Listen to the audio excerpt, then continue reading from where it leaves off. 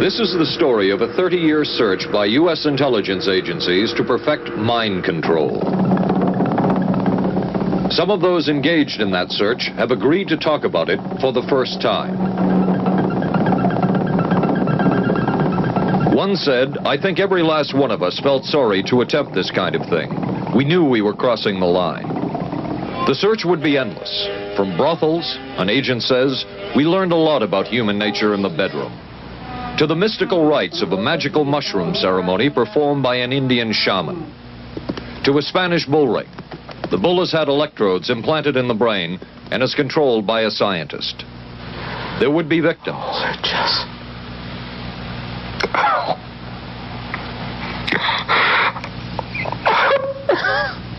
One intelligence agency tried to peel this man's mind back to reveal its deepest secrets. I lived through it. This man worked on some of these programs. He would write of his work, "It was fun, fun, fun." This is the story of the search for mind control. ABC News Close-Up, Mission Mind Control. With ABC News correspondent Paul Altmeyer. We are not professing to tell you the complete story of these activities. We are professing to tell you the complete story that we know. Right. But these records that we've uncovered don't tell the story. They tell pieces of it. This is a story that has been told in bits and pieces. This is an attempt to pull most of it together. We know we don't have the full story. We do, however, have some striking new revelations and insights. The story begins here, just off the nation's front yard, the Mall. The buildings behind me were the headquarters for the World War II Office of Strategic Services. It was here that the first halting steps toward mind control began. The shaper and molder of OSS was General Wild Bill Donovan. He said of his group's work, "We may have made mistakes, but we were not afraid to try things that were never done before." In this anything-goes atmosphere, Donovan appointed this man, Stanley Lovell, a Boston industrialist, to break new ground in many scientific and technical fields. Donovan called Lovell his Dr. Moriarty, after the fiendish professor in Sherlock Holmes. Lovell liked the name and posed for this Saturday Evening Post photo. He later wrote of his OSS job that it was, quote, "to stimulate the Peck's bad boy beneath the surface of every American scientist and to say to him, throw all of your normal law-abiding concepts out of the window. Here's a chance to raise merry hell." It was in this atmosphere that the search for mind control began. This bizarre man would be an active participant in that search over the next 2 decades. His name is George White, an OSS captain who had formerly been with the Bureau of Narcotics. In his diary, seen here publicly for the first time, White left a legacy of the darker side of American intelligence work. He received his early OSS training at the British-run school at Oshawa, Canada, the same school where Ian Fleming, the creator of James Bond, was trained. White referred to the school in his diaries as the Oshawa School of Mayhem and Murder. Mike Burke, former OSS colleague of White's and now president of Madison Square Garden Center. Very compelling fellow, mysterious fellow, almost mystical fellow. He was fascinating because you knew something about him, but not enough about him to really get a fix on him. He also knew a great deal about the swifter elements of society, the gamier side of life, and he was very impressive in his technical knowledge of the underworld, so to speak. He said, one of our men gets beat up. He says, you have to act real fast and teach these guys a lesson. Charles Siragusa, a former narcotics officer and friend of White's. He'll come around, he says, and break your kneecaps. And with that, one guy laughed, and George would always have a little Billy with him. And this one guy saw us naked. George White turned around and whapped him across the neck with it. Then he picked up a pool stick and started beating everybody up. He made his point. And he made his point. George White was not a man of understatement or subtleties. His boss at OSS, Stanley Lovell, referred to him as deadly and dedicated. In this note from White's diaries, it says, call Lovell regarding TD. TD was a rather transparent cover for Truth Drug. George White worked with the Truth Drug Committee here at St. Elizabeth's Hospital in the nation's capital. They experimented with mescaline, scopolamine, and marijuana on unwitting victims. The committee soon learned there was no easy panacea, no truth drug at this stage. But White and later colleagues would not stop trying. The goal remained the same. As this 1952 CIA memo says, the aim is controlling an individual to the point where he will do our bidding against his will, and even against such fundamental laws of nature as self-preservation. But it was a discovery here in Basel, Switzerland, at Sandoz Laboratories by Dr. Albert Hoffman that led the intelligence agencies of America to believe that they had found the panacea.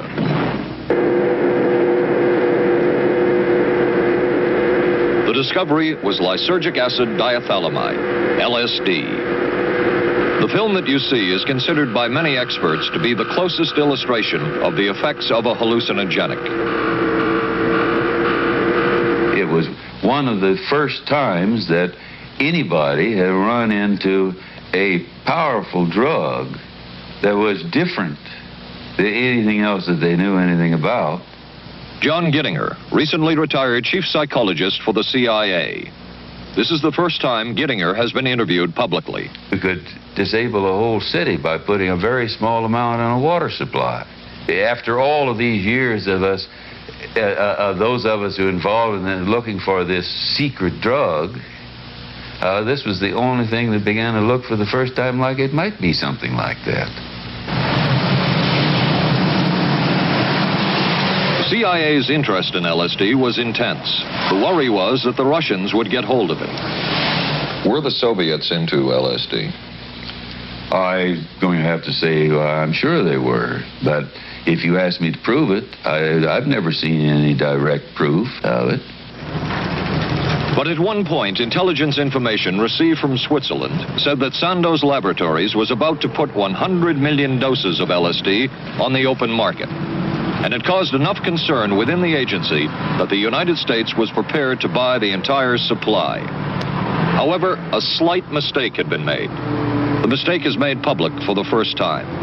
I just found out on a new CIA document that there were no such large quantities of LSD on the market. John Marks has filed numerous Freedom of Information suits against the CIA and has unearthed much new material. He is the author of The Search for the Manchurian Candidate, a history of intelligence agency work with mind control. He is a consultant for this report. What happened is that there was a military attaché in Switzerland, an American officer, who got milligrams and kilograms mixed up. In other words, he made a mistake of thinking 1/1000th of a gram was the same as 1,000 grams, which is a mistake of 1,000,000 times. So when the CIA got the intelligence that there were 100 million doses on the market, in fact, there were 100 doses. The man who would oversee the CIA's research into drugs and most of the agency's behavior programs is this man, Dr. Sidney Gottlieb, a chemist. Dr. Gottlieb declined ABC News' request for an interview. In their never-ending search for the miracle weapon, CIA operatives searched here in the remote mountain areas of southern Mexico for what up to then had been considered a myth, magic mushrooms. They used this man, a part-time chemist with the CIA, to dupe this man, a vice president of a bank and an amateur mycologist or mushroom expert, to try to get to the magic mushrooms and turn them into a drug. But it would be the amateur, R. Gordon Wasson and his colleagues, who would win the race and develop the drug psilocybin from the magic mushrooms. We went into the Mazatec area, far from the highways, remote from Mexico City. There we found that rotten bagasse, as it's called, bagasso, covered with mushrooms. These mushrooms I didn't know, had never seen. They were the sacred mushrooms. Wasson would also discover and record the ancient mystical rites of the mushrooms from a local shaman or magical priestess, Maria Sabina. And we were seeing incredible sights. They would go slowly or they would go fast as I ordained. All all your senses are rendered acute. We say that you see visions, you see hallucinations, but that doesn't begin to tell the story. The hallucinations are only part of it. You hear sounds, you smell things. The night was thrilling. Word of Wasson's discovery reached the CIA quickly. Dr. James Moore, a University of Delaware chemist, secretly served the CIA preparing deadly chemicals on short notice. Moore was instructed to get close to Wasson and accompany him on another trip to Mexico to get the magic mushrooms. Internal documents show the CIA felt a drug derived from the mushrooms could remain an agency secret. What in the world were they looking for with the magic mushrooms? I think the best answer to that is that they were looking for fundamental information on compounds that would be capable of causing changes in behavior, changes in mental attitude. Did you ever consider what would have happened if any of these substances were given to, say, unwitting people? Oh, I don't remember having considered that specifically. What if you... I trust perhaps you've thought about it. Well, I haven't worried about it. Your question again, what would I have thought had I known that any of these substances would have been given to unwitting persons? You mean a hostile agent of another government? No, I mean that was probably one of the things they had in mind. I mean testing it out on an American citizen.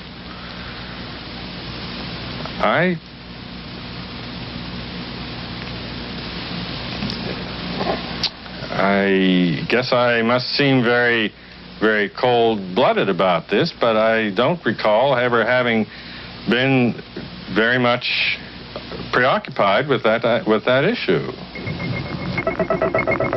But many drugs were tested in this way. A decision was made at the highest levels of the CIA to do testing on unwitting Americans. As one CIA document says, such testing would be operationally realistic. A former CIA official who worked on these programs describes for the first time how the decision was made. He did not wish to be filmed or recorded. Thus his remarks are read by someone else. I think every last one of us felt sorry to attempt this kind of thing. We knew we were crossing the line. Every decent kid knows he shouldn't steal, but he does it sometimes. We knew damn well we didn't want anyone else to know what we were doing. The decision was made to do testing on unwitting victims. It was decided they should be on the fringes of society because they were most vulnerable. It was the borderline underworld, prostitutes, drug addicts, and other small-timers who would be powerless to seek any kind of revenge in case they found out. And as their predecessors had a decade earlier, the CIA turned to George White for help. White was now a high-ranking narcotics official, and by this time, the stories about George White were legendary. So the waiter says, "May I help you, monsieur?" And George White was busy talking with me. I paid no attention to the waiter, so the waiter tapped him on the shoulder, says, "May I help you, monsieur?" George White turned around, whipped his gun out, and stuck it in the guy's face like this in this crowded restaurant. George White did not mind bending the law, and he knew the street well. He was the ideal choice for what the CIA had in mind. We were Ivy League, white, middle class. We were naive, totally naive about this, and he felt pretty expert. He knew the whores, the pimps, the people who brought in the drugs. White set up so-called safe houses for the CIA in New York, here in Greenwich Village, and later in San Francisco, in this hotel, and in an apartment atop Telegraph Hill with a commanding view of San Francisco Bay.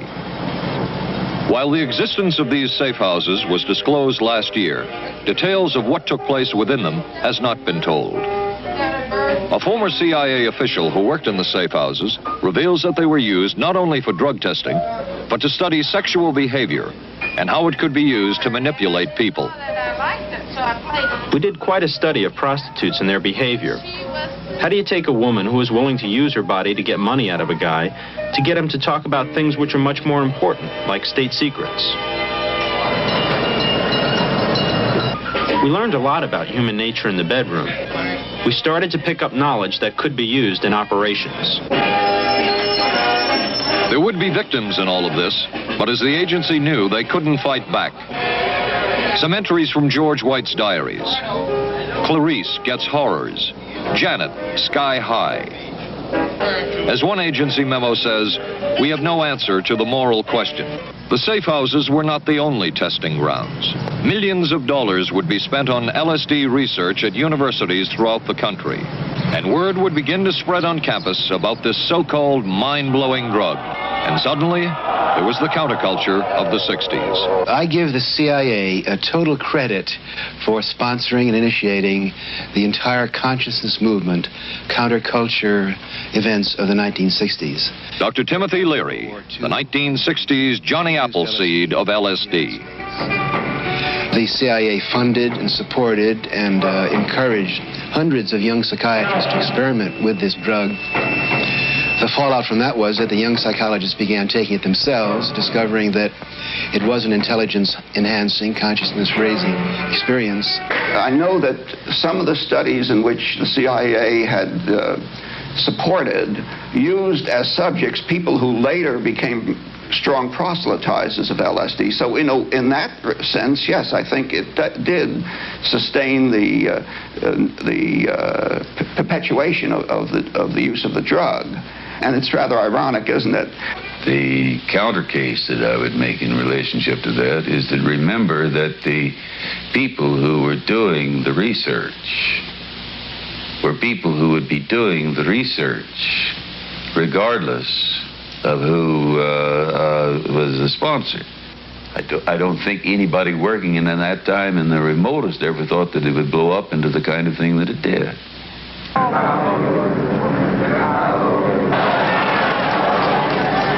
History will judge the role of the CIA and other intelligence agencies in unwittingly contributing to the counterculture of the 60s through their intense interest in LSD and other hallucinogenics. But for the moment at least, the argument can be made that the CIA helped usher in the age of Aquarius.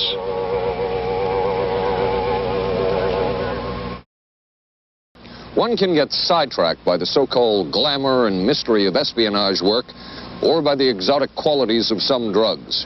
But what you can't lose sight of is what all of this would mean in terms of individual human beings. There would be deaths, there would be long-lasting and harmful effects.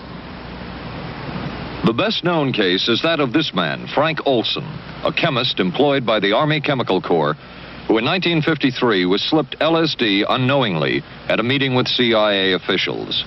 Shortly after that, Olson went into severe depression.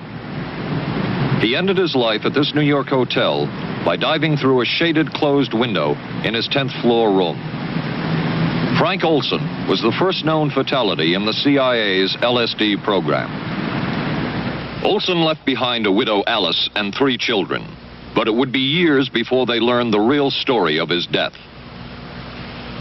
Shortly after his suicide, Alice Olson was visited by Dr. Sidney Gottlieb, the man who had administered the drug, and by Robert Lashbrook, his deputy, who was the last person with Frank Olson the night of his death. It was probably to check me out and see whether I was handling myself and handling the situation, whether I was hysterical. And I'm sure they left the house feeling ever so much better because I had been gracious and hospitable to them, so that I must have played right into their hand and made them feel fine. 23 years later, how did you feel about that meeting? My anger was unbelievable at how I had been duped for this length of time, and the anguish which was unnecessary. Anyone who knew during all of those years never told Alice Olson the real story of her husband's death. She would discover it by accident more than 2 decades later. In essence, it was a 22-year-long cover-up. Lyman Kirkpatrick was Inspector General of the CIA at the time of Frank Olson's death. But had not the Olson case occurred within the secret confines of the CIA, would not this case have been a prosecutable case? Perhaps manslaughter? I would think definitely prosecutable, and certainly from the point of view of Mr. Olson, why, it should probably have been actionable. Frank Olson's suicide slowed down the CIA's testing of LSD and other drugs, but only momentarily. The CIA was not the only government agency interested in the possibilities LSD and other drugs presented for mind control. The Army Chemical Corps first started working with the CIA and then branched off on its own. It too tested drugs on unwitting victims, and a death would result. The case of this man, Harold Blower, a tennis pro, seen here with his daughter Elizabeth, is well known. In 1953, Blower was a private patient at the New York State Psychiatric Institute.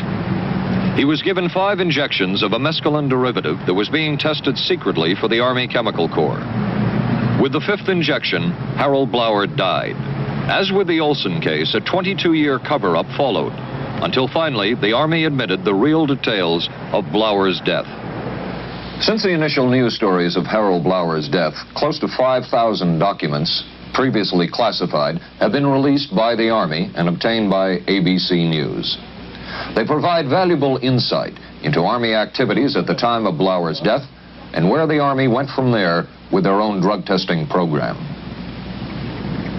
From a previously classified deposition of Dr. James Cattell, who administered the mescaline derivative, on the purpose of the drug testing, to produce symptoms similar to those that you see in schizophrenia, on how much the patient knew about all this. We didn't delineate all the possibilities of what might happen because then you contaminate your experiment. Cattell then relates that he never even knew what drug he had given Harold Blower because of the secrecy of the Army experiments. We didn't know whether it was dog piss. This was secret. This was a secret. We weren't in on it. We asked Blower's daughter Elizabeth for her reaction. What? How can anybody react to that? I mean, that is so far from what you'd expect from a human being, never mind a doctor, never mind a professional specialist who's supposed to care about people's minds. It's unbelievable. A suit filed by Elizabeth Barrett against the Army Chemical Corps is now pending in federal court. Other Army experiments continued on mental patients around the country. Work done at the Tulane Medical Center in New Orleans involved several drugs, hallucinogenics, and electrodes implanted in the brain. The chief researcher was Dr. Russell Monroe, now head of the psychiatry department at the University of Maryland. These are various progress reports written by Dr. Monroe and recently obtained by ABC News. From one of the progress reports, a report of a woman who had electrodes implanted in the brain and was then given LSD and other drugs. She became agitated, cried, lapsed into a trance-like state.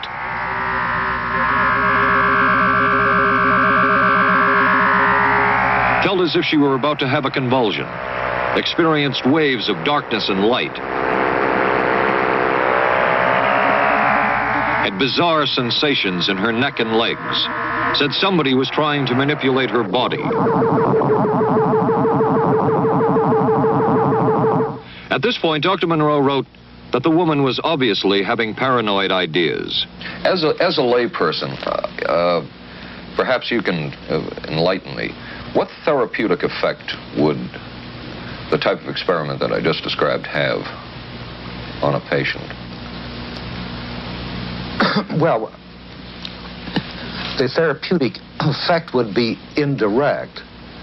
Was this patient aware that she was being given LSD? Yes, I mean, they were told that they would be given some medication, and they should have... Specifically LSD? Well, we told them, I don't think that they would have even known what LSD was then at the time. They were told that they were going to they would be given some medications which might make them feel worse. Dr. Monroe, what do you think the Army Chemical Corps was looking for in all of this testing? They were looking for an incapacitating agent, an agent that would not harm the person permanently, but would incapacitate them temporarily. That seemed like a a humanistic way to to wage a war, if war is necessary.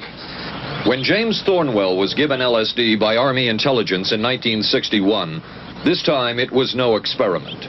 This time the express purpose was to peel back Thornwell's brain to bear any secret within it. This time the Army had gone operational. Thornwell, as reported on ABC last January, was an Army private stationed in Orléans, France. Classified documents were missing from his unit. Thornwell became a suspect. His 2.5-month interrogation included administration of sodium pentothal, hypnosis, isolation, and deprivation of sleep.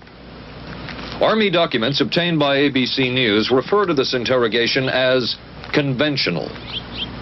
Despite this severe questioning, Army intelligence was getting nowhere with Thornwell, and it was decided to slip him LSD.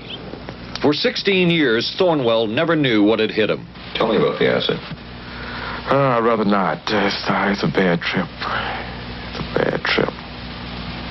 That was a bad trip. The pain was so excruciating. Felt like somebody was sticking me with 1,000,000 pins. You know, just everywhere. Oh, it just... Oh.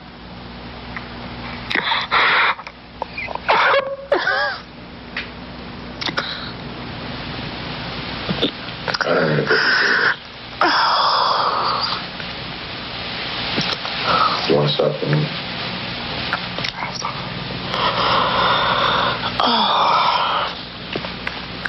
I walked around.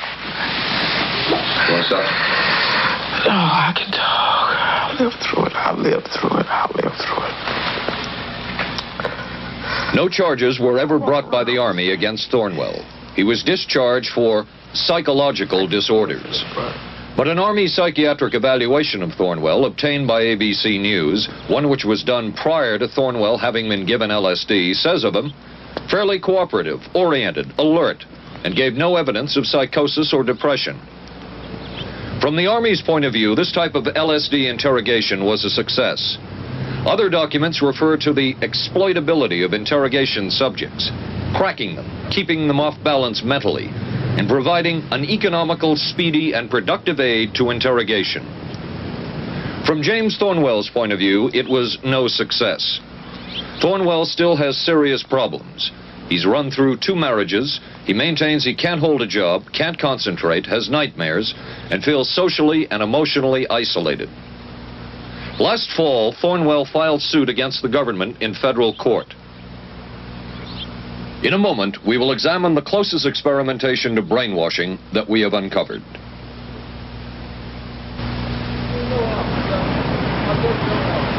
By far, the most chilling experiments we have uncovered took place at this Gothic estate called Ravenscrag, halfway up Mount Royal in Montreal. It houses the Allen Memorial Institute of Psychiatry of McGill University. It was here that the CIA funded a series of experiments, severe experiments.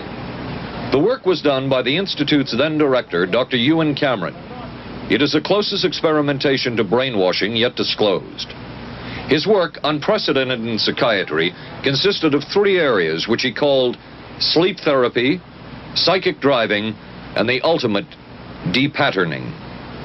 Dr. Maurice Dongier, current head of the Allen Memorial Institute. In his psychic driving, so-called type of therapy, he would give the patient intensive electric treatment in order to make the patient regress deeply, become forgetful, and then he would attempt to implant new ideas in the mind of the patient. Now, to a layman, it would appear that Dr. Cameron was trying to take the slate and wipe it clean, the slate being the mind. In other words, brainwashing. Exactly, that's a very good comparison. Brainwashing. Yes, to life. Val Orlico of Winnipeg, Canada, the wife of a member of the Canadian Parliament, was a patient of Dr. Cameron's. She entered the Allen Memorial Institute because of severe depression. She describes for the first time publicly the LSD therapy and psychic driving treatment that she was given by Dr. Cameron. And then the drug began to take hold very rapidly because it was an IV injection. And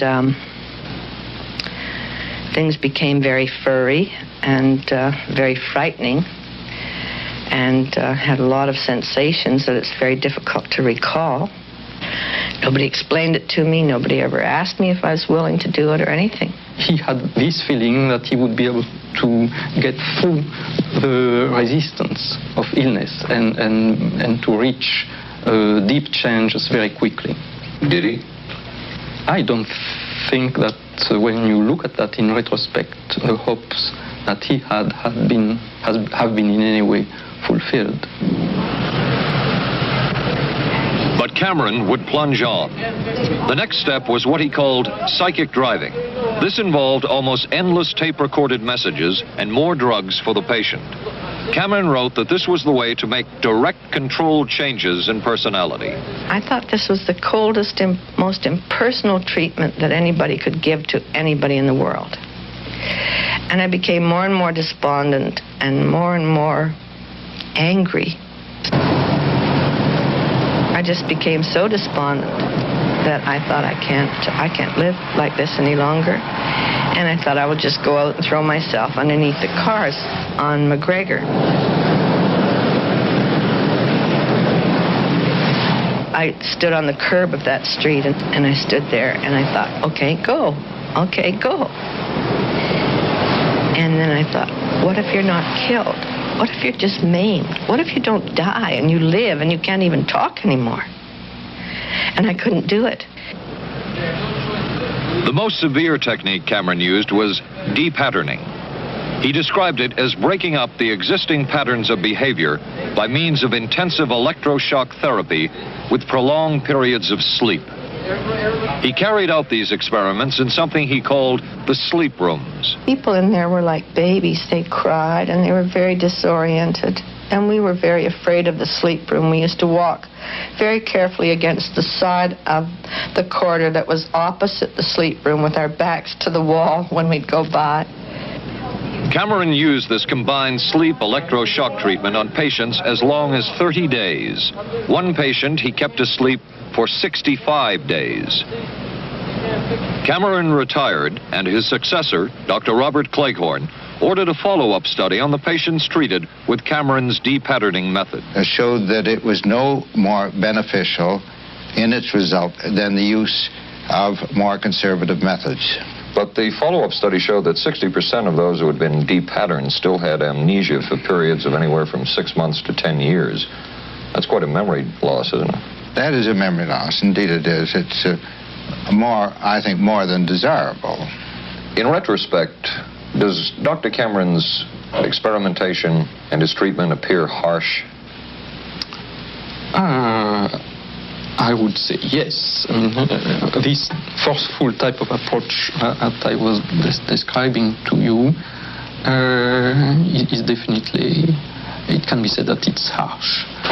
I wouldn't call it harsh. I would say it was harder on the staff than it was on the patients, because these people had to be fed and they had to be cared for and they had to be given sufficient fluid and food and toileted and so on and so forth. It was a very difficult thing for the staff to follow these patients properly and see that they did well. Well, I'm glad he was concerned for the staff. But damn it all, I wouldn't. I could have maybe had a different kind of life. And that makes me angry and sad, and I don't know how to explain how I feel, really. I just. How did you feel when you learned that Dr. Cameron's experimentation was financed by the CIA? Well, I thought, I can't even use the word that I thought, because I thought, that bastard. And he was too smart. He knew who he was working for. And, excuse me, but I just can't, sometimes I can't believe it. and yet I know it's true. If you had the opportunity to say something to the people at the Central Intelligence Agency who financed this study, what would you say? I realize the CIA is a very important organization and they have a very important job to do. But God, it surely doesn't have to be done on people who are totally incapable of knowing what's happening or having any defense against it. And I can't imagine the mentality of people who would do this. I just can't. As for Dr. Cameron, he died in 1966 while mountain climbing. A colleague wrote of Cameron, "For him, the ends justified the means. And when one is dealing with the waste of human potential, it is easy to adopt this stance." Dr. Cameron seemed ideally suited for what the CIA had in mind. It was the Cold War, and especially the trial of Joseph Cardinal Mindszenty, who was forced to testify in a Hungarian court that he was a spy. And then later, the Korean War, with the coerced and mainly fraudulent confessions of American servicemen. My germination took place on the... That would spark intense interest in intelligence circles about brainwashing. The CIA secretly commissioned a study of communist brainwashing methods at the Cornell University Medical Center. A leader of that study was Dr. Lawrence Hinkle. He explains first the Russian method of controlling and breaking a person. Absolutely isolated from everyone else, with one man whose job it is to get you to write the extent to which you are a criminal. In this setting, you can get people to do most anything, do you see? Because you don't have to lay a hand on them. And by the time you get through and you go up before the judge, the fellow says, "Were you a spy?" He says, "Yes, I was a spy." The Chinese never really had this kind of a state police system. They would get him in, and all this fellow does is ask you to write, rewrite, and talk to him about your whole life. He graduated from pilot training in 1949. While the purpose of the study was to find out about communist brainwashing techniques, CIA documents show that the agency was interested in developing mind control methods of its own to precondition and control Chinese living in this country to be sent back to their homeland as CIA agents. What do you think they were looking for? Well, I think they weren't looking for agents or anything like that. Yet the agency's perception of the work you were doing, in CIA documents we have examined, it says that the project that was being done here, they intended to use everything learned about the new agents to induce them to, quote, to perform acts of a complex, purposeful nature. Yeah, but that was never done. The effects of which may be out of keeping with the individual's previous behavior. That sort of thing was never done. Those people were not, that was, when they first came here, the first people they sent up to see us, you see, were operational type people from the CIA with some rather wild ideas. Okay, this is their perception of it, if I could just continue. No, it wasn't their perception of it either. No, it wasn't. Dangerous to his being, contrary to any previous consciously expressed intentions and interests, contrary to the good of the individual, and subversive to the goals for which he is consciously working. I understand all this talk. But the situation was, you see, those things were never done because of wise people on both sides. We were not able to do this nor interested in it. They were, though. Some of the low-level people were, but the high-level people were not, to tell you the truth. But documents clearly show that the CIA was attempting to develop agents over whom they had as much control as possible. Agents who would perform tasks contrary to their own good. Normally conditioned American who's been trained to kill and then to have no memory of having killed. His brain has not only been washed, as they say, it has been dry cleaned. Is a Manchurian candidate, controlled by others to do things against his will, possible? It was a remarkable film because, as far as I'm concerned, it made something totally impossible seem absolutely credible. I would say the answer is yes, but there are many qualifications to that. Dr. Milton Klein, a psychologist, a clinical and experimental hypnotist, and unpaid consultant to the CIA. The qualifications would be the subject selected to produce the kind of behavior that you wish, the amount of time, the procedures that are utilized, and the motivations of the people who are designing executing and administering the procedures. You're asking whether an individual can be, under hypnosis, influenced, coerced, persuaded, shaped to perform an antisocial act, or a destructive act, or an act of violence. My answer would be yes. Captain Marco, will you be good enough to lend Raymond your pistol, please? Yes, ma'am.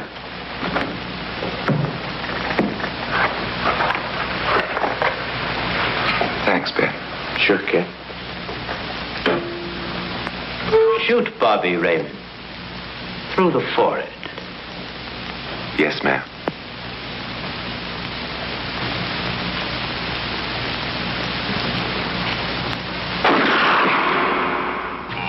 How valuable a tool can hypnosis be in the intelligence field?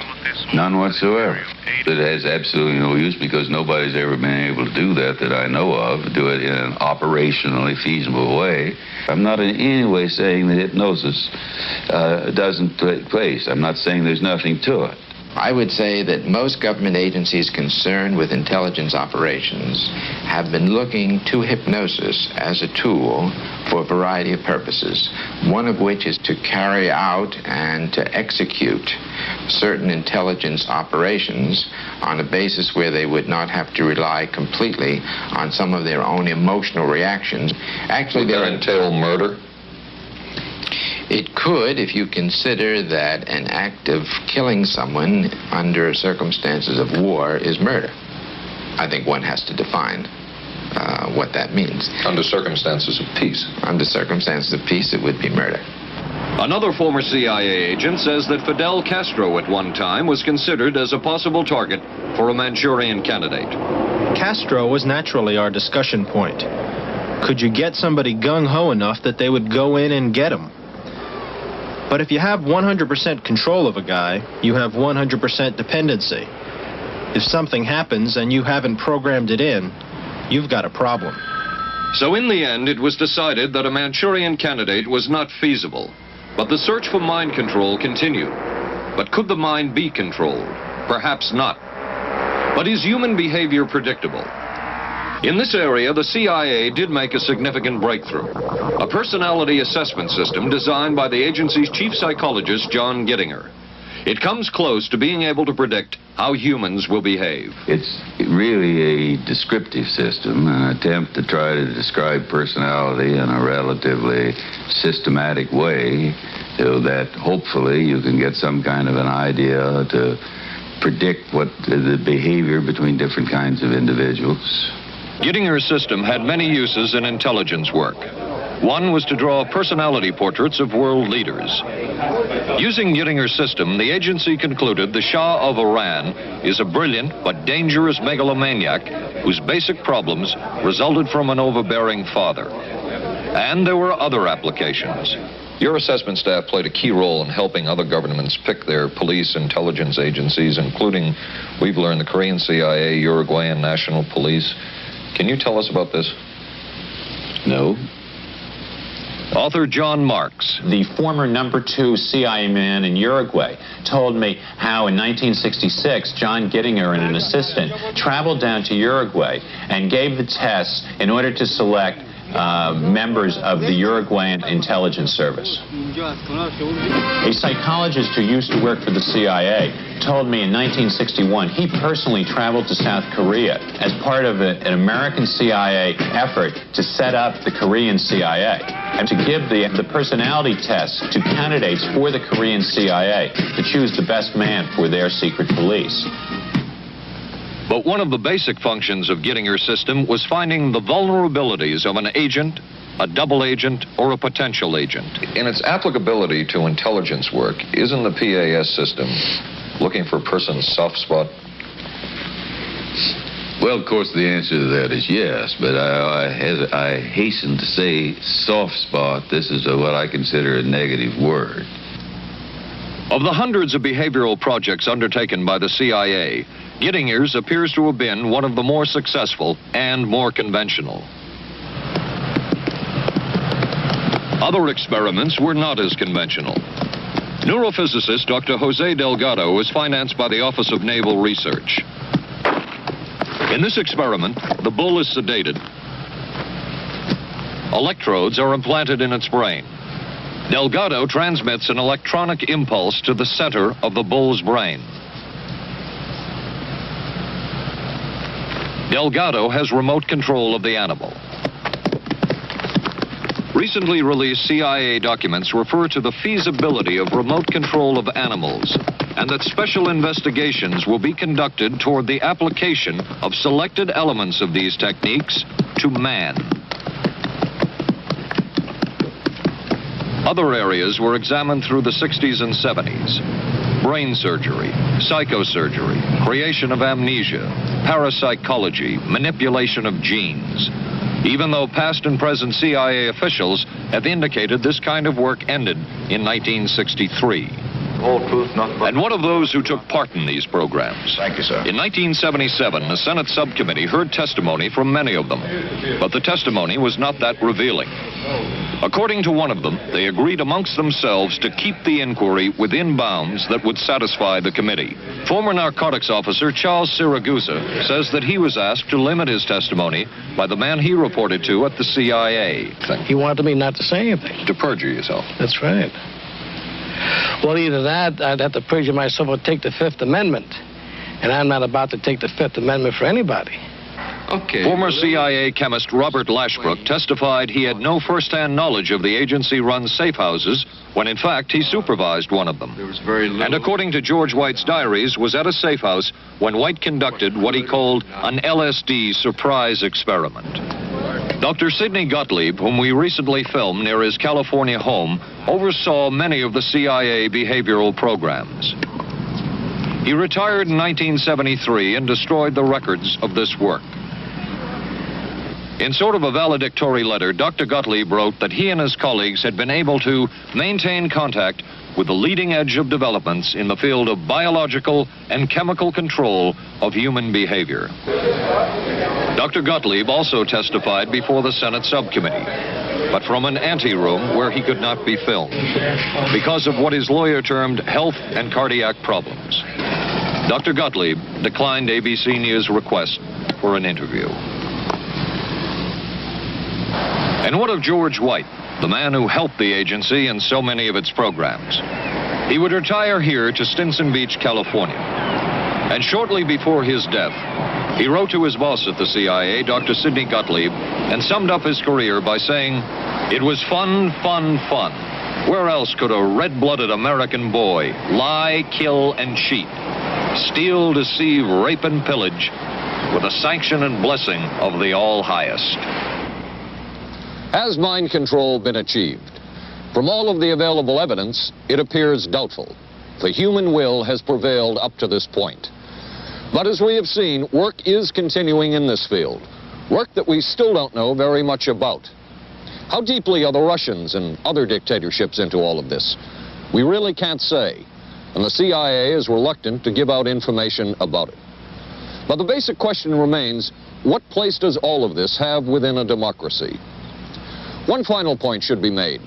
As one of the persons who worked on these programs told us, we are very capable, conscientious, and very dedicated scientists working for our country.